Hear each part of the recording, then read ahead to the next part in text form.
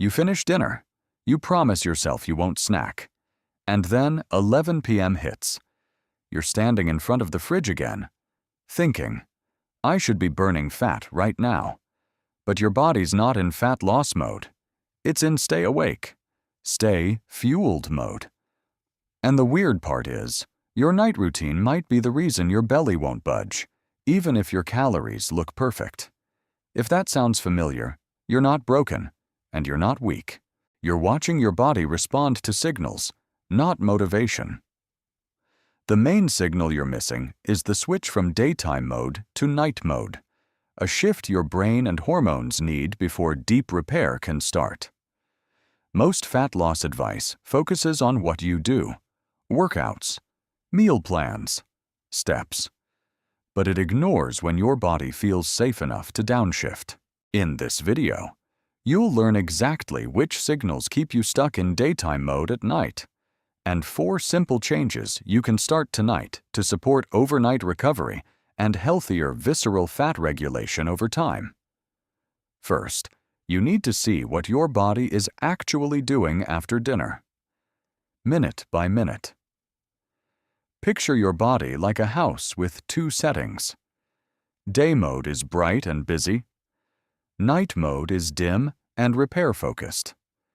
The mistake is thinking night mode starts when you get into bed. It doesn't. It starts when your body reads a few signals after dinner. Signal 1 is food timing. Think of insulin like a doorman. Every time food shows up, the doorman gets called back to the door. When you keep eating late, even small bites, insulin keeps doing its job. That keeps your body in storage mode, not repair mode. It also keeps your liver working later, when it would normally start shifting into overnight maintenance.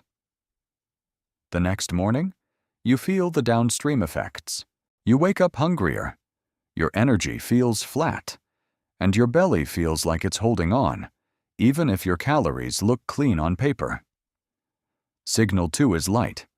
Your brain uses light like the master clock. Bright indoor light at night tells your system, stay alert, keep the engine warm. That delays the night signal and makes it harder to slide into deeper sleep stages.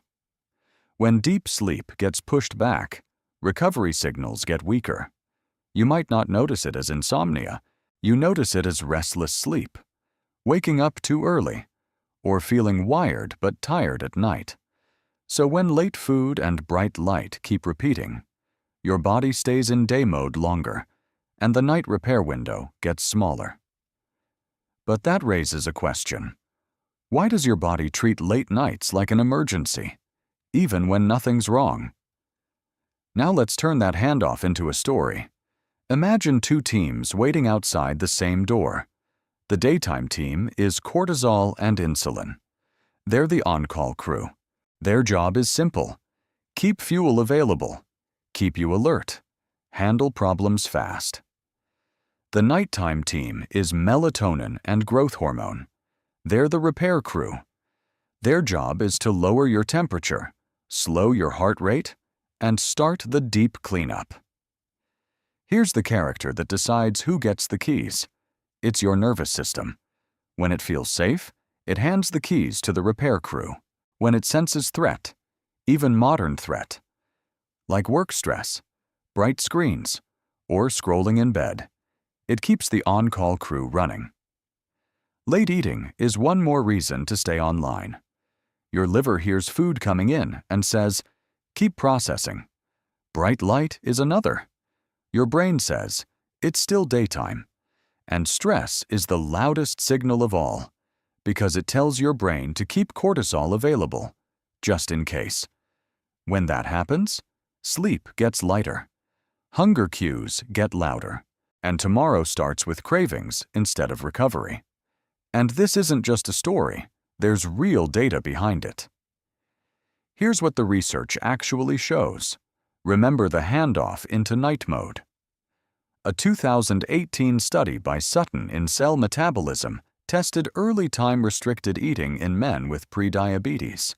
They ate earlier, and insulin sensitivity improved even without weight loss. What this means for you is, timing can shift signals before the scale moves. Caveat: it was a small group, so results won't match everyone. Now look at sleep. A 2022 study by Covisint in the Journal of the American College of Cardiology found that sleep restriction pushed people to eat more, and it was linked with increases in visceral fat. What this means is, short or broken sleep can quietly tilt your body towards storage over time.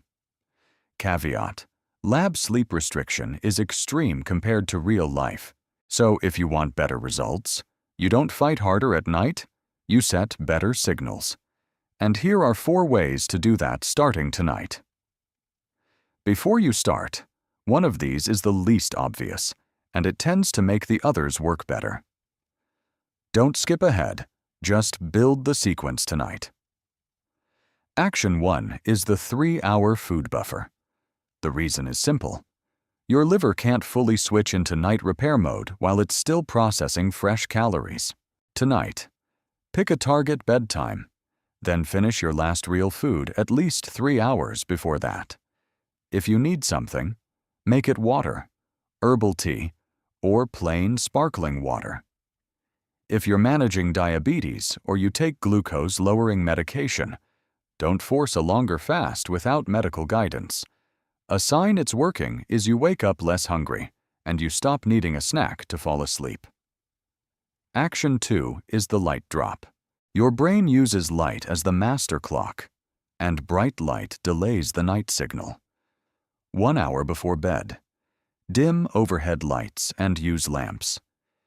Keep the brightest screens out of your face. If you have to use your phone, lower brightness and keep it farther away. Start with the last 30 minutes if that's all you can do. A sign it's working is you feel sleepy earlier and you fall asleep faster without forcing it. Action 3 is a 2-minute nervous system downshift. Your body won't choose deep repair while it still thinks the day is an emergency. Sit down. Put one hand on your chest and one on your belly, and take 6 slow breaths with a longer exhale. Relax your jaw and unclench your hands. If anxiety spikes at night, do this in bed with the lights already low.